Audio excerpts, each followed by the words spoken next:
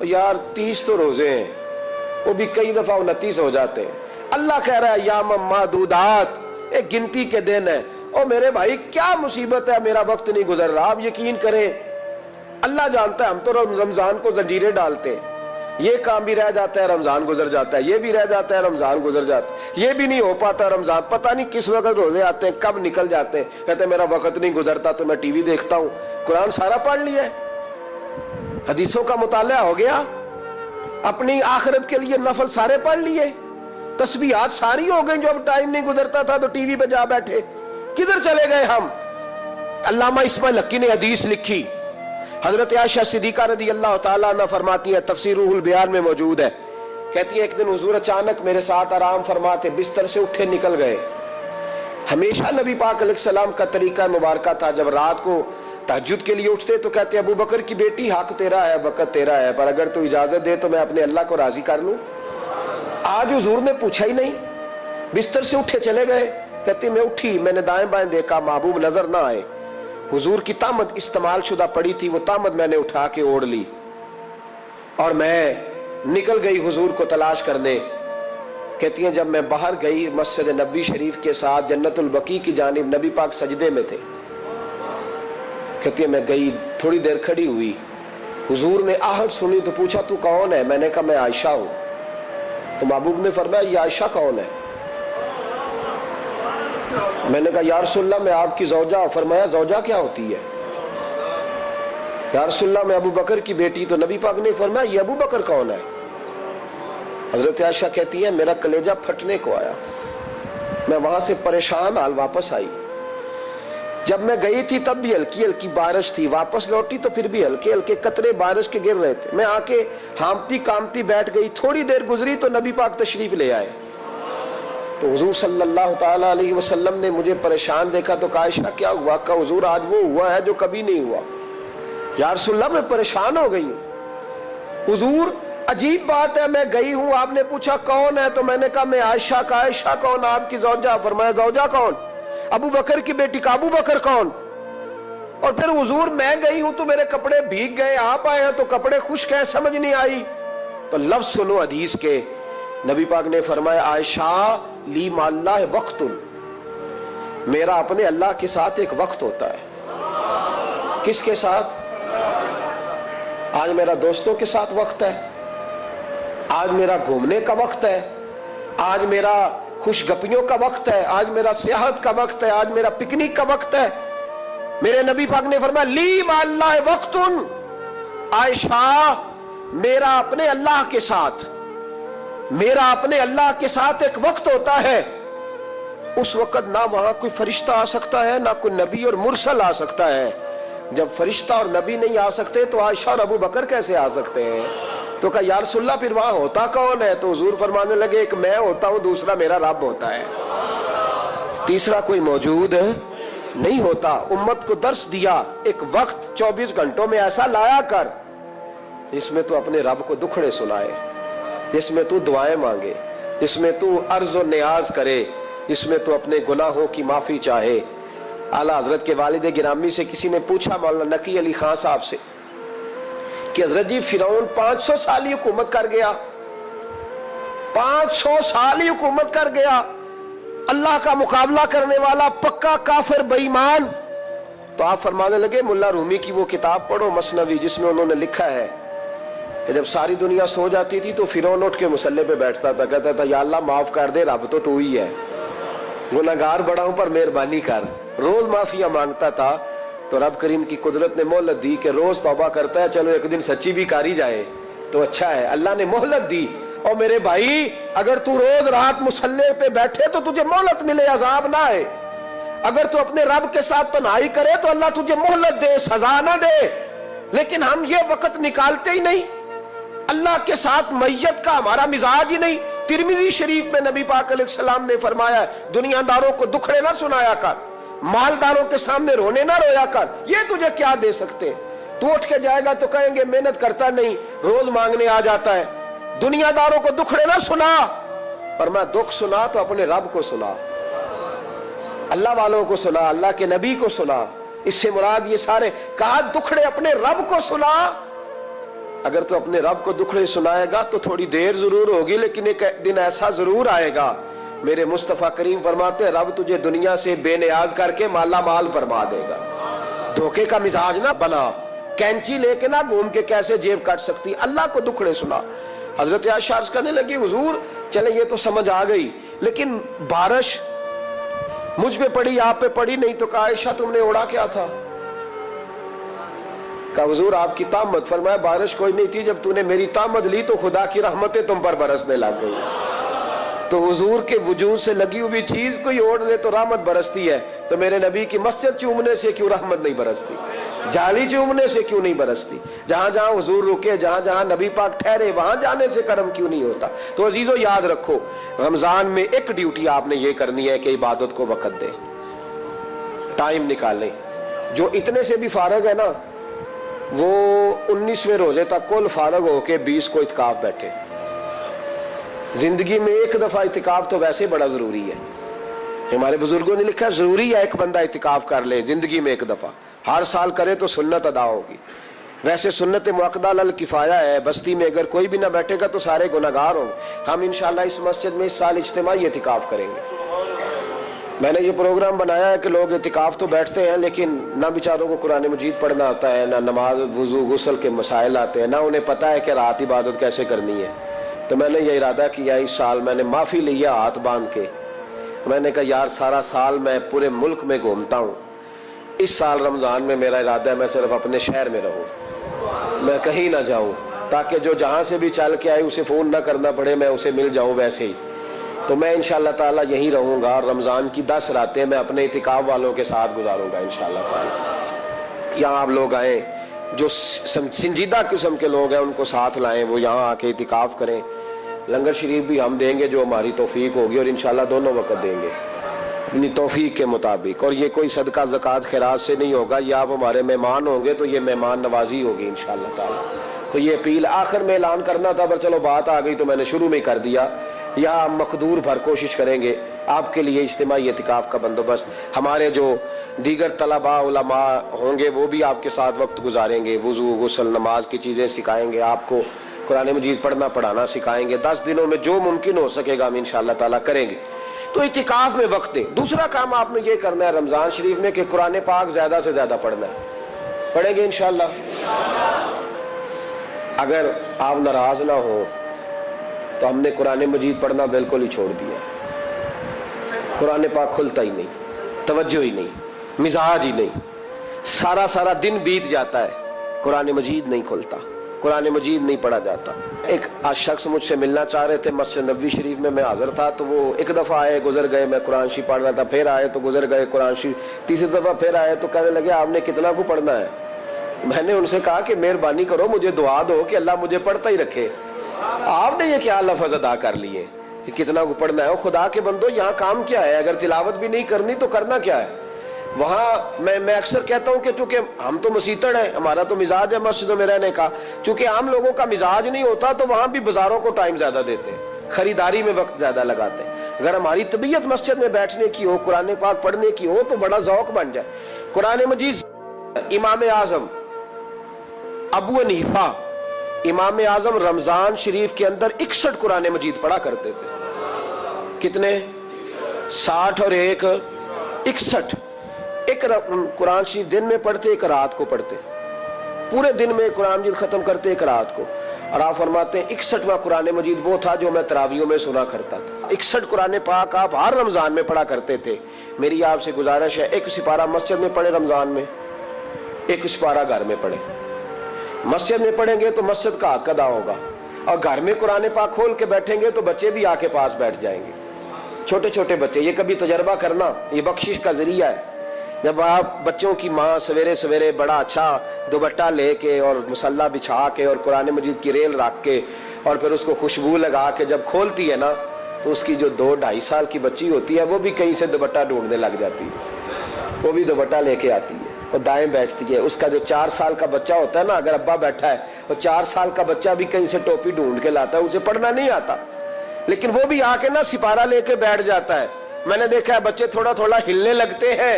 قسم اللہ کی عزت کی، مجھے ایسے لگتا ہے کہ جب بیٹیوں کے بیچ ماں بیٹھ کے قرآن پڑھتی ہے اور جب بیٹوں کے بیچ باپ بیٹھ کے قرآن پڑھتا ہے تو مجھے لگتا ہے خدا کے فرشتے بھی آسمان کے دروازے کھول کھول کے دیکھتے ہیں، کھول کھول کے دروازے دیکھتے ہیں کہ یہ کس طرح کا رنگ ہے کہ چھوٹا سا بچہ، توتلی زبان۔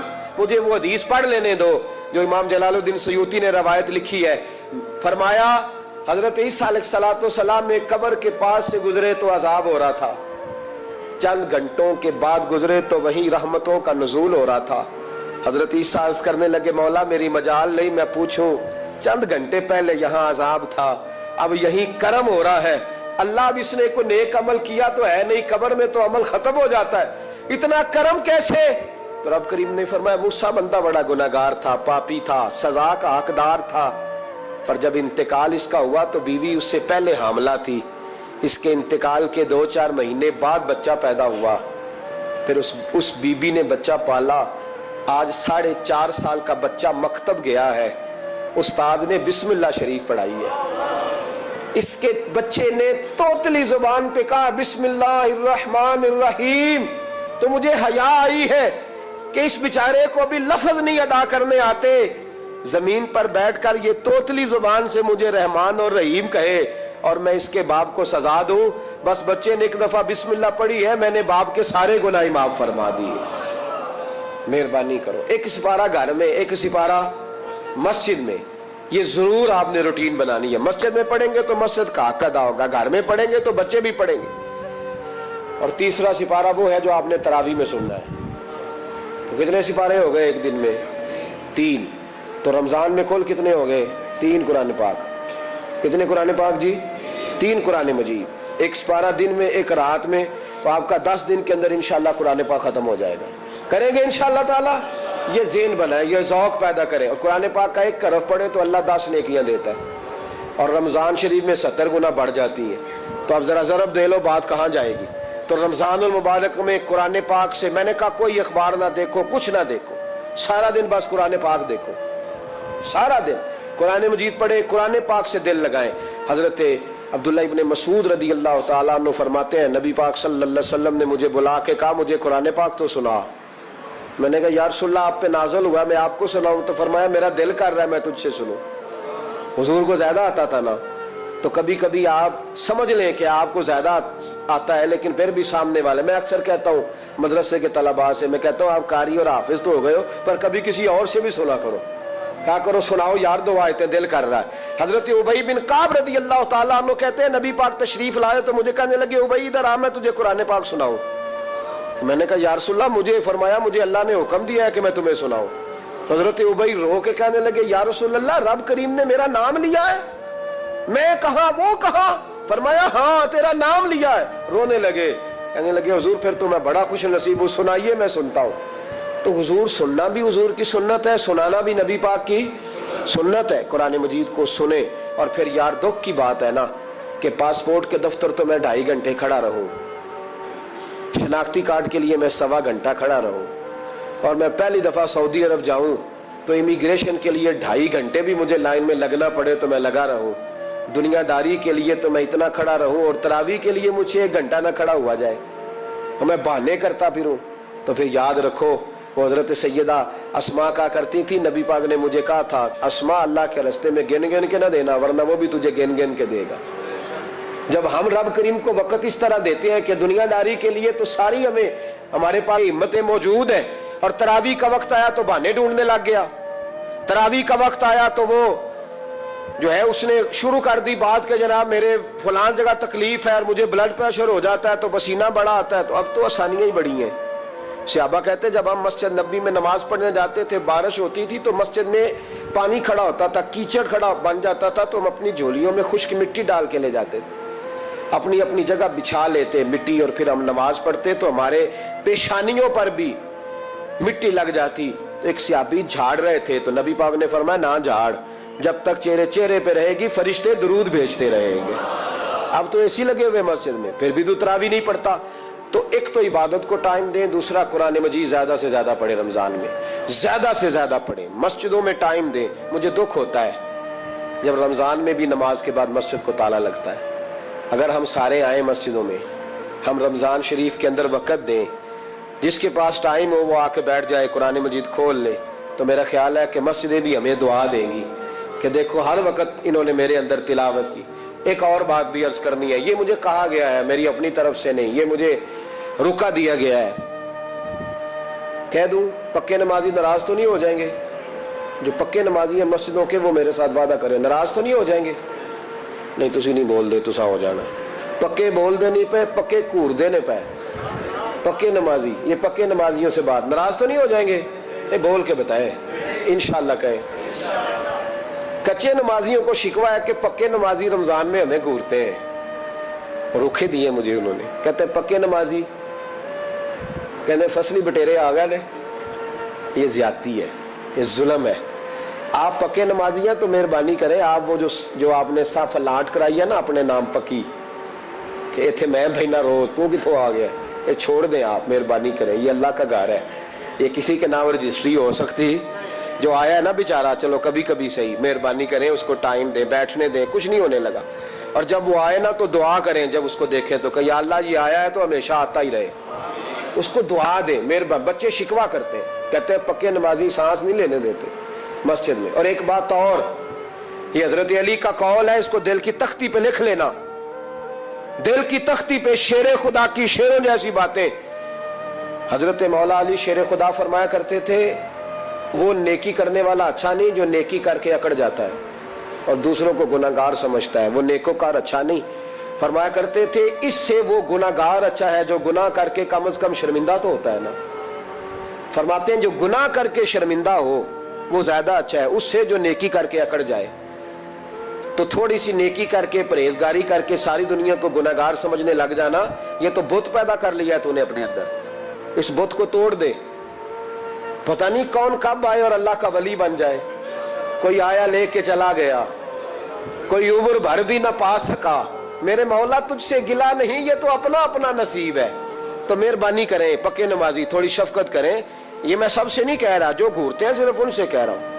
کچھ پکے نمازی ہیں تو الحمدللہ دل کے بھی بڑے پکے ہیں, سوچ کے بھی بڑے پکے, اچھے ہیں, خوبصورت لوگ. لیکن کچھ ایسے لوگ ہیں, ہمارے شہر کے ایک ڈاکٹر صاحب ہیں, میں نے کہا نماز مسجد میں پڑھا کریں. ان کی عمر کافی زیادہ ہو گئی ہے, تو کہتے ہیں حضرت میں پڑھوں گا انشاءاللہ. ان کو میں نے دوائی لینے گیا تو وہاں بھی میں نے بات شروع کر دی.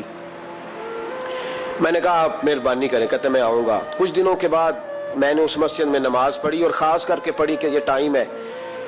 میں نے فون کیا کہ ڈاکٹر صاحب آپ نظر نہیں آئے, تو کہتے ہیں سب ناراض نہ ہو جان. نمازی مجھے کہتے تھے خیر ہے ڈاکٹر صاحب, کہیں غلط جگہ تبادلہ تو نہیں ہو گیا, کوئی مصیبت تو نہیں آ گئی؟ تو کہتا ہے مجھے شرم سی آتی ہے کہ نمازی اس طرح, ویسے بھی میں گیا نہیں, 60 سال عمر ہو گئی, تو اب نمازی تو یہ آپ کیا کر رہے ہیں؟ ہم کوئی اللہ کی رحمت کے منشی ہیں کہ ہم سے پوچھ کے وہ دے گا جس کو دے گا؟ کیا کرتے ہو؟ او بھائی, حضرت باجدید بستامی رحمت اللہ تعالیٰ علیہ جیسے لوگ کہا کرتے تھے جنہوں نے ساری زندگی جھوٹ نہیں بولا, حرام نہیں کھایا.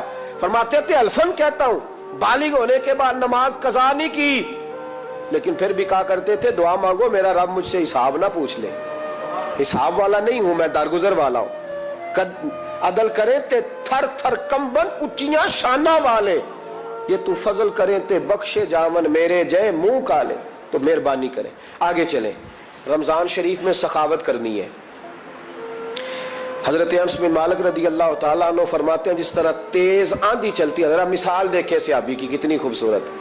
فرماتے ہیں جس طرح تیز آندھی چلتی ہے نا, اس طرح رمضان میں میرے نبی کی سخاوت چلا کرتی تھی. نبی پاک ہر سائل کو دیتے, جو قیدی بند ہوتے نا, قیدی جنگ کے قیدی کفار, حضور انہیں بھی آزاد کر دیتے رمضان میں. فرماتے جاؤ تمہیں آزاد کیا, سخاوت کریں.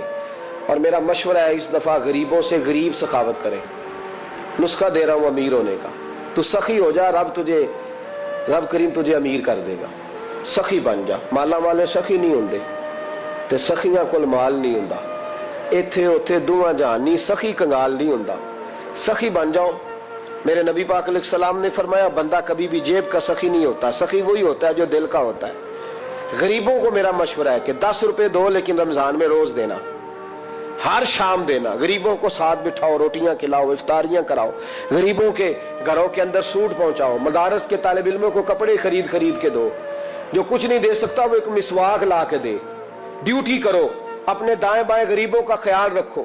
جن گھروں میں اکثر دیکھتے ہو کہ دال کا شاپر جاتا ہے, وہاں رمضان شریف میں صبح صبح گوشت پہنچاؤ. مہربانی کرو. غریب امیر تو کسی کو تب دے گا جب اس نے ووٹ لینے ہوں گے. وہ تو وہاں زکوٰۃ دے گا جہاں سے اسے پتا ہوگا کہ میری تعریف اچھی ہوگی. وہ تو مسجد میں اس وقت خرچ کرے گا جب اس کا نام بار بورڈ پہ لکھا جائے گا. غریبوں, تم نے ظلم کیا ہے. اگر تم اپنی 4 غریب بھائی مل کے ایک غریبنی بہن کا خیال رکھتے تو اس غریبنی کو محلے کے چودھری کے پاس نہ جانا پڑتا. اگر 4 غریب بھائی ایک غریب بھائی کا خیال کر لیتے, تھوڑے تھوڑے جو صاحب حیثیت تھے, تو وہ مجبور نہ ہوتا. مہربانی کرو. حضرت عبداللہ ابن عمر رضی اللہ تعالیٰ عنہ ہر روز مدینے کے مسکینوں کو ڈھونڈ کے لاتے تھے. فرماتے تھے کہ ان کو ایک تھیلا دینا میں عزت نہیں سمجھتا. ڈھونڈ کے لاتے غریبوں کو اور اپنے سامنے دسترخوان بچھاتے رمضان میں, اور پھر ان پہ کھانے چنتے اور فرماتے غریب کھائیں گے تو میرا اللہ راضی ہوگا. ساتھ بٹھا کے کھلاتے. ایک بڑی عجیب بات ہو گئی گھروں میں ہو جاتی ہے. جن گھروں میں زیادہ مہمان آتے ہیں وہاں یہ مسئلے بن جاتے ہیں. ایک دن زوجہ کہنے لگی کھانا آپ کا یہ آج مہمان کو نہ لائیے گا. کہہ دیتی ہیں نا بیویاں کبھی کبھی, یہ نافرمانی نہیں. اگر آپ کو کھڑا کیا جائے نا رمضان میں روزہ رکھ کے باورچی خانے تو لگ پتا جائے, اس کو نافرمانی نہ سمجھے. بیوی نے پکا کے نہیں دیا جی. تو حضرت عبداللہ ابن عمر کی زوجہ کہنے لگی آپ کا کھانا ہے, مہمانوں کا کوئی نہیں. تو حضرت عبداللہ ابن عمر کہنے لگے اللہ تجھے جزا دے, تو روز پکا کے دیتی ہے, چل اس طرح کر مجھے سرکہ اور کھجور دے دے, روٹی میرے مہمان کو دے دے. تو آپ کی زوجہ رو پڑی, کہنے لگی اگر آپ افطاری والوں کا اتنا خیال کرتے ہیں تو میں نہ کروں. مجھے 10-20 منٹ کا ٹائم دے, میں اپنے اوپر وزن بوجھ ڈالوں گی, میں تھوڑی مشقت میں پڑوں گی, لیکن مہمانوں کے لیے افطاری کا ضرور بندوبست کروں گی. ہمارے ہاں تو افطاریاں بھی سیاسی ہیں, ووٹ اکٹھے کرنے کے لیے افطاریاں. اور ڈرو اللہ سے. کس کس نام پہ لوگ دنیا داری کریں گے, کس کس نام. غریبوں کو کھلاؤ کھانا جن کو سارا سال گوشت ملتا ہے ان کی. میں کل یونیورسٹی میں کہہ رہا تھا کہ بڑا ہاتھی ہوتا ہے پر بادشاہ شیر ہوتا ہے, اس لیے کہ شیر ہفتے میں 1 دن گوشت کھاتا ہے. اگر روز کھائے نا تو اس سے بھی نہ اٹھا جائے, جس طرح ہم سے نہیں اٹھا جاتا, اس سے اٹھا کوئی نہ جائے, وہ ہفتے میں 1 دن کھاتا. مگرمچھ سب سے دلیر جانور ہے دریائی جانوروں میں سے, لیکن 24 گھنٹے میں 700 گرام کھانا کھاتی ہے.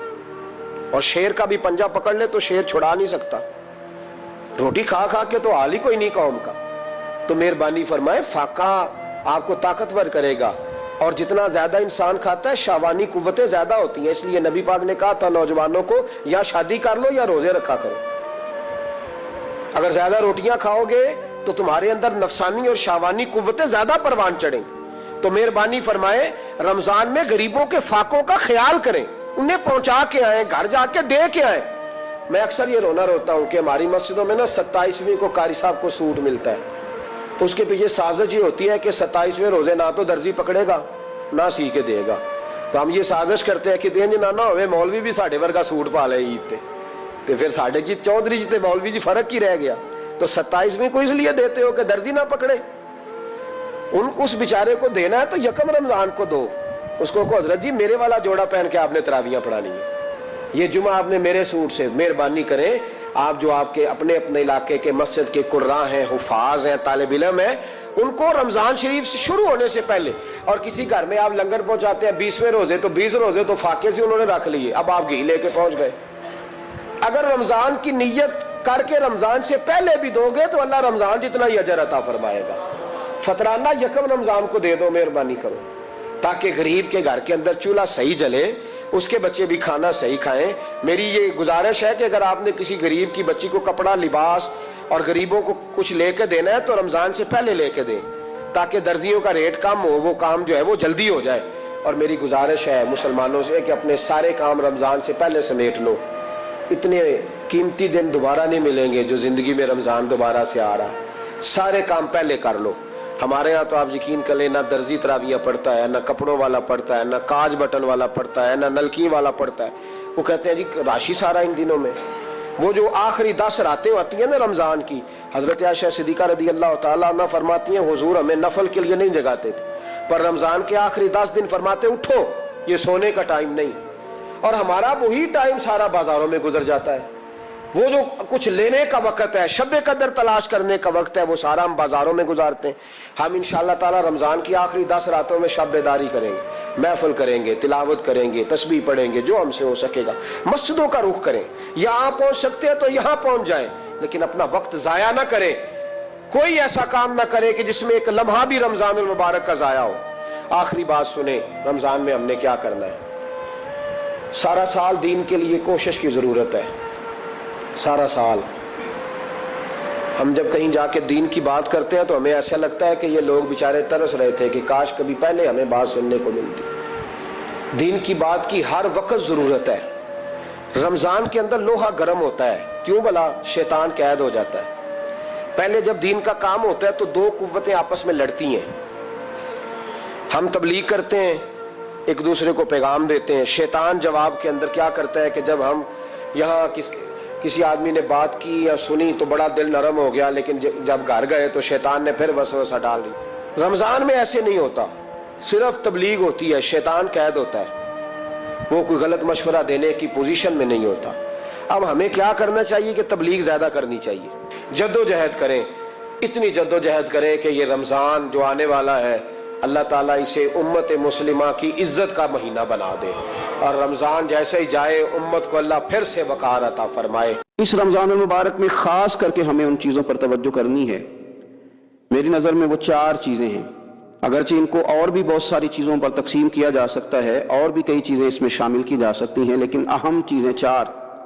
ایک تو نماز کا پڑھنا، نوافل کا پڑھنا، رات کو قیام کرنا، سحری کے لیے تو اٹھنا ہی ہے، تو اٹھتے وقت تہجد کی نماز کو اہمیت دینا، نماز تراویح کو ذرا شوق کے ساتھ ادا کرنا، نفل کا قیام کرنا، عبادت کے لیے اپنے آپ کو تیار کرنا، اور دوسرے نمبر پر قرآن حکیم کی تلاوت کو ذوق شوق کے ساتھ کرنا، اپنا محبت کا، پیار کا رشتہ قرآن پاک کے ساتھ مضبوط کرنا، اور تیسرا کثرت کے ساتھ استغفار پڑھنا، اپنے مالک سے اپنے گناہوں کی معافی مانگنا، آئندہ گناہ نہ کرنے کا عہد کرنا، اور چوتھا دعائیں مانگنا۔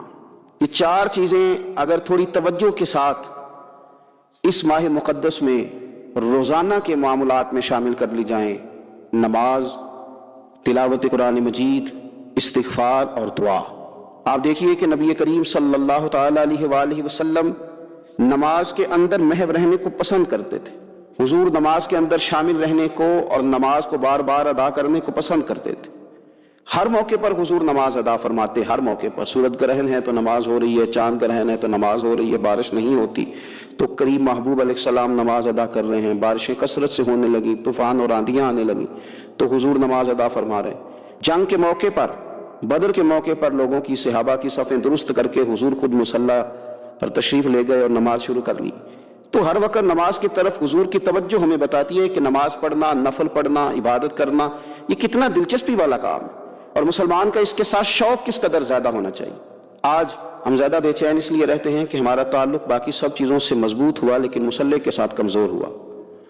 ہماری بہت ساری اس دور کی جدتوں نے ہم سے ہمارے مصلی کی، استغفار کی، تلاوت کی، دعا کی لذت چھینی۔ اگر ہم تھوڑا لوٹ کر کے آئیں اور کچھ گھنٹوں کے لیے، کچھ وقت کے لیے، کچھ ٹائم کے لیے، اگرچہ وہ مختصر ہی کیوں نہ ہو، ہم اپنے معمولات جو عبادت کے تعلق سے ان کو مضبوط کریں، موبائل بند کیے جائیں، ایک کونا تلاش کیا جائے، کوشش کی جائے تنہائی کرے انسان اپنے مالک کے ساتھ۔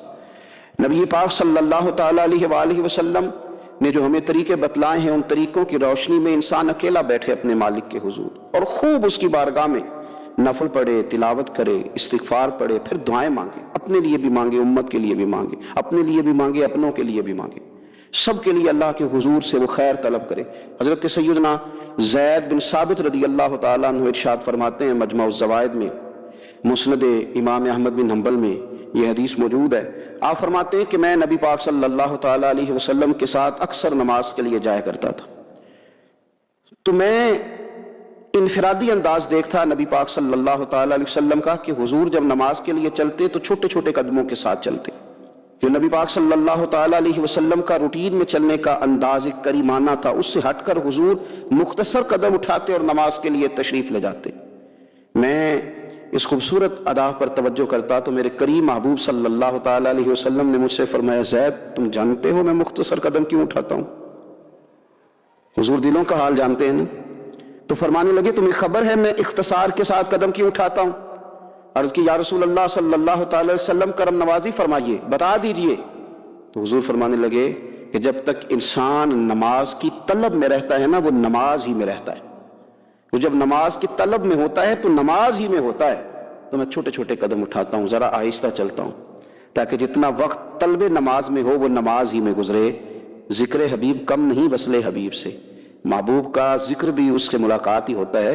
تو یہ جو سفر ہے نا نماز کے لیے جانے کا، میں چاہتا ہوں کہ یہ ذرا لمبا ہو جائے، اس میں ذرا وقت ملے تاکہ مالک کے ساتھ میں جڑا رہوں، میرا تعلق مضبوط رہے۔ تو سرور کائنات صلی اللہ تعالیٰ علیہ وسلم کی جو خاص دلچسپی ہے نماز کے ساتھ، نفل کے ساتھ، عبادت کے ساتھ، حضور صلی اللہ علیہ وسلم نے ارشاد فرمایا، مسلم شریف میں حدیث موجود ہے، فرمایا اللہ تعالیٰ کے بندہ سب سے زیادہ قریب پتہ کب ہوتا ہے؟ پہلے تو ذرا ان لفظوں کا حسن ملاحظہ کریں کہ بندہ اور رب کے قریب، بندہ اور اپنے مالک کے قریب۔ وہ بندہ کتنی شان والا ہے، اس کا مقدرات کتنے عروج پہ ہے جو اپنے رب کے قریب ہو گیا۔ حضور فرمانے لگے غلاموں سنو، بندہ اپنے رب کے سب سے زیادہ قریب سجدے کی حالت میں ہوتا ہے، لہذا فرمایا سجدوں میں کثرت سے دعا کیا کرو، گویا اسے مانگ لیا کرو سجدوں میں، اب تمہارا قرب ہے۔ اب تم جب کشکول طلب دراز کرو گے تو وہ تمہیں عطا کرے گا۔ جب تم نے اپنا سر سجدوں میں رکھا ہو تو پھر اپنی آرزویں لے آؤ ساری، اب رب تمہارے کشکول بھرے گا، تمہیں خیرات ملے گی، تمہاری طلب سے بڑھ کر تمہیں عطا کیا جائے گا۔ تو عبادت کے ساتھ جب آپ کا تعلق ہوتا ہے تو آپ قرب الہی میں ہوتے ہیں، اللہ کے قریب چلے جاتے ہیں۔ شرط یہ ہے کہ تھوڑی دیر بھول جائیں موبائل کو، تھوڑی دیر چھوڑ دیں دنیا داری کے خیالات، تھوڑی دیر وہ ایک دن چھوڑ کے سارا کچھ بھی تو جانا ہے نا اللہ کے حضور۔ تو آج بھی اگر کچھ وقت کے لیے ترک کیا جائے، اسلام میں رہبانیت نہیں، لیکن حضور تہجد کی نماز پڑھتے تھے، حضور اعتکاف کرتے تھے، غار حرا میں وقت گزارا نبی پاک علیہ السلام۔ کچھ وقت تو ایسا ہو جو انسان اپنے رب کے ساتھ گزارے، اللہ کے ساتھ اپنے تعلق کو وہ مضبوط کرے۔ دیکھیے حضرت سیدنا یوسف بن عبداللہ بن سلام رضی اللہ تعالیٰ عنہ، یہ حضرت عبداللہ بن سلام رضی اللہ تعالیٰ عنہ معروف صحابی رسول صلی اللہ تعالیٰ علیہ وسلم کے صاحبزادے ہیں۔ یہ حضرت ابو درداء رضی اللہ تعالیٰ عنہ سے ملنے کے لیے تشریف لے گئے۔ فرماتے ہیں کہ جب میں ان سے ملنے کے لیے گیا تو وہ شدید علیل تھے، حضرت سیدنا ابو درداء رضی اللہ تعالیٰ عنہ بڑے جلیل القدر صحابی ہیں، بڑے صاحب الرائے آدمی، حضرت فاروق رضی اللہ تعالیٰ عنہ اکثر ان سے مشورہ لیا کرتے تھے۔ فرماتے ہیں جب ان سے ملنے کے لیے گیا تو وہ سخت بیمار تھے اور اسی بیماری میں ان کا وصال ہوا۔ میں ان سے ملنے گیا تو مجھ سے کہنے لگے کہ بھتیجے، حضرت عبداللہ ابن سلام کے بیٹے ہیں نا یوسف بن عبداللہ، تو وہ چونکہ ان کا دوستانہ تھا، کہنے لگے بھتیجے تم اس شہر میں کس طرح آئے؟ جناب یوسف بن عبداللہ کہتے ہیں میں نے عرض کی کہ آپ کا میرے والد کے ساتھ جو تعلق تھا، جو دوستانہ تھا، اس تعلق نے مجھے مجبور کیا کہ میں آپ کی تیمارداری کروں۔ تو فرماتے ہیں میں تو تیمارداری کرنے گیا تھا، ان کا حال پوچھنا تھا، لیکن یہ لوگ جو حضور کے دین کی تبلیغ کے لیے جذبات رکھتے تھے اور ایک دوسرے کو اللہ کی جانب متوجہ کرنے کا جو جذبہ رکھتے تھے، وہ بڑا انوکھا ہے۔ ایک شخص تیمارداری کرنے گیا ہے تو حضرت سیدنا ابو درداء رضی اللہ تعالیٰ عنہ فرمانے لگے بھتیجے میں اس وقت اس کیفیت میں ہوں کہ جھوٹ بولنا بہت برا ہے، یعنی جھوٹ بول ہی نہیں سکتا کہ اس بیماری میں ہوں کہ جس میں مجھے لگتا ہے کہ میں دنیا سے چلا جاؤں گا۔ فرمانے لگے اللہ کی قسم میں نے خود رسول پاک صلی اللہ علیہ وسلم سے سنا ہے کہ جو شخص اچھے طریقے سے وضو کرے، وہ تیمارداری کرنے آئے اور یہ ان کو نماز کی طرف، عبادت کی طرف مائل کر رہے ہیں۔ فرماتے میں نے خود حضور صلی اللہ علیہ وسلم سے سنا ہے کہ جو شخص اچھے طریقے سے وضو کرے، پھر 2 رکعتیں نماز پڑھ لے یا 4 رکعتیں نماز پڑھ لے، اخلاص کے ساتھ پڑھے، اچھا وضو کرے، 2 رکعتیں پڑھ لے یا 4 پڑھ لے، یعنی 2 نفل ادا کرے یا 4 کر لے، اور پھر وہ خلوص کے ساتھ اپنے رب سے مغفرت طلب کرے تو اللہ اس بندے کی بخشش فرما دے گا۔ یہ میں نے سنا ہے حضور سے، یہ میں نے خود سنا۔ مرض وصال میں سیدنا ابو درداء رضی اللہ تعالیٰ عنہ اس کو بیان کرتے ہیں۔ تو رمضان المبارک کے اندر ہمیں موقع ملتا ہے نماز پڑھنے کا، نماز تراویح کا، رات کے قیام کا موقع میسر آتا ہے۔ ایک تو عشاء کے بعد موقع ملا تراویح پڑھنے کا، کہ یہ کہ ہم کو سحری میں اٹھنا ہے، اور تہجد کی وہ خاص فضیلتیں جو عام دنوں میں کئی دفعہ مشکل ہوتی ہیں، وہ اٹھنا تو ہے، اگر تھوڑا سا 10 منٹ پہلے اٹھا جائے، وضو کیا جائے، اچھے طریقے سے کچھ نوافل ادا کر لیے جائیں، پھر سحری کے معاملات میں مشغول ہوا جائے۔ نبی پاک صلی اللہ تعالیٰ علیہ وآلہ وسلم ارشاد فرماتے ہیں، یہ ترمذی شریف کی حدیث ہے، حضور علیہ السلام نے ارشاد فرمایا کہ رات کا قیام اپنے اوپر لازم کر لو۔ اگرچہ یہ لازم کرنا یہ استحبابی حکم ہے، حضور صلی اللہ تعالی علیہ وسلم نے اسے فرض قرار نہیں دیا، لیکن حضور شوق دلاتے ہیں۔ فرمایا رات کا قیام، رات کا قیام، ساون کی کالی راتوں میں جب بوندا باندی ہوتی ہے، وہ راتوں کو اٹھ اٹھ روتے ہیں جب خلقت ساری سوتی ہے۔ اور حضرت میاں صاحب رحمۃ اللہ علیہ نے فرمایا تھا کہ رات پوے تے بے دردانو نیند پیاری آوے تے درد مندانو یاد سجن دی ستیاں وی آن جگاوے۔ فرمایا رات کا قیام، حضور سید عالم صلی اللہ تعالی علیہ وسلم فرماتے ہیں رات کا قیام اپنے اوپر لازم کر لو، اس لیے کہ یہ رات کا قیام تم سے پہلے نیک لوگوں کا طریقہ ہے، اور یہ تمہارے لیے قرب خداوندی کا باعث ہے، یہ تمہیں اللہ کے قریب کر دے گا۔ اور حضور صلی اللہ تعالی علیہ وسلم فرمانے لگے یہ رات کا قیام تمہاری برائیوں کو مٹا دے گا اور یہ تمہیں گناہوں سے روک لے گا، گویا رب کریم تمہیں معافی عطا فرمائے گا، یہ تمہارے لیے بخشش کا ذریعہ بن جائے گا۔ یہ برائیوں کو مٹانے والا ہے رات کا قیام، یہ گناہوں سے روکنے والا ہے رات کا قیام۔ تو نماز کی طرف خاص توجہ کریں۔ اسی طرح کا معاملہ تھوڑا سا ہمیں ذوق کے ساتھ قرآن پاک کی تلاوت کے ساتھ اپنے آپ کو وابستہ کرنا چاہیے۔ بحقی شریف میں حدیث ہے، نبی پاک صلی اللہ تعالی علیہ وسلم نے فرمایا میری امت کی سب سے افضل عبادت تلاوت قرآن ہے، سب سے افضل عبادت تلاوت قرآن۔ اور حضور صلی اللہ تعالی علیہ وسلم فرماتے ہیں قیامت کے دن قرآن پڑھنے والے سے کہا جائے گا تو پڑھ، تو جتنی آیتیں پڑھتا جائے گا رب تیرے اتنے درجے بلند کرتا جائے گا۔ تلاوت قرآن کے ساتھ خاص ذوق۔ رمضان شریف کے اندر گھروں کے اندر اگر قرآن پاک کی تلاوت کی جائے، ہم دیکھتے تھے جب دیہاتوں میں ہوتے تھے تو گھر کے اندر بڑا ذوق ہوتا تھا قرآن پاک کی تلاوت کا۔ بہن بھائی ایک دوسرے سے پوچھتے تھے تیرا کون سا سپارہ ہے، تو وہ کہتے تھے میں کیوں بتاؤں، تو بتا تیرا کون سا ہے۔ کیوں؟ اس لیے کہ ایک شوق ہوتا تھا کہ ایک دوسرے سے آگے بڑھنے۔ تو نبی پاک صلی اللہ تعالی علیہ وسلم نے فرمایا دنیا میں قرآن مجید پڑھتا تھا، اس سے قیامت کے دن بھی کہا جائے گا کہ اب تو پڑھنا، تو وہ جتنی آیات پڑھے گا رب اس کے اتنے درجے بلند کرے گا۔ تو رمضان شریف کے اندر خاص ذوق قرآن مجید کی تلاوت کا۔ پھر اسی طرح کا معاملہ استغفار کے ساتھ، نفل پڑھے جائیں، تلاوت کی جائے، اور پھر استغفار کثرت سے پڑھا جائے، استغفار کثرت سے پڑھا جائے۔ نبی پاک صلی اللہ تعالی علیہ وسلم کا محبوب وظیفہ استغفار پڑھنا، اللہ کے حضور توجہ کرنا، توبہ کرنا۔ حضور تو معصوم ہے، نبی پاک تو معصوم عن الخطا، حضور سے تو معاذ اللہ کوئی گناہ سرزد ہوتا ہی نہیں، اور انبیاء کے بارے میں جو کوئی ایسے نظریات رکھے وہ گمراہ ہے۔ لیکن حضور صلی اللہ تعالی علیہ وسلم نے فرمایا لوگو، یہ بخاری مسلم میں حدیث ہے، فرمایا لوگو اللہ تبارک و تعالیٰ کی بارگاہ میں توبہ کرو، بخشش طلب کرو۔ حضور فرماتے ہیں میں دن میں 100 مرتبہ اپنے رب کی بارگاہ میں توبہ کرتا ہوں۔ حضور تو معصوم ہے۔ یہ توبہ کس لیے ہے؟ یہ تعلیم امت کے لیے، یہ ہمیں سمجھانے کے لیے، یہ ہماری توجہ دلانے کے لیے، یہ بتانے کے لیے ہے کہ یہ استغفار درجات کو بلند کرتا، اللہ کی طرف رجوع کرنے کے لیے کثرت کے ساتھ استغفار کی جائے، اپنے رب سے معافی مانگی جائے۔ ہم انسان ہیں، کچھ غلطیاں نہ چاہتے ہوئے بھی ہو جاتی ہیں، بہت کوشش کے باوجود کچھ چیزوں پر کنٹرول نہیں رکھ پاتے، ہم سے سرزد ہو جاتی ہیں۔ رمضان کی ساعتوں میں، صبحوں میں، شاموں میں، سحری میں، افطار میں، تراویح میں، تہجد میں اگر اللہ کے حضور استغفار کی جائے، اللہ کے حضور استغفار کی جائے۔ مسند امام احمد بن حنبل میں حدیث ہے، حضور صلی اللہ تعالی علیہ وسلم فرماتے ہیں، اور یہ حدیث اتنی زیادہ انسان کو خوشی دیتی ہے اور رب کی رحمت کو بندے کے اتنا قریب کر دیتی، اتنا اللہ کے قریب کر دیتی ہے کہ انسان جھوم اٹھتا ہے۔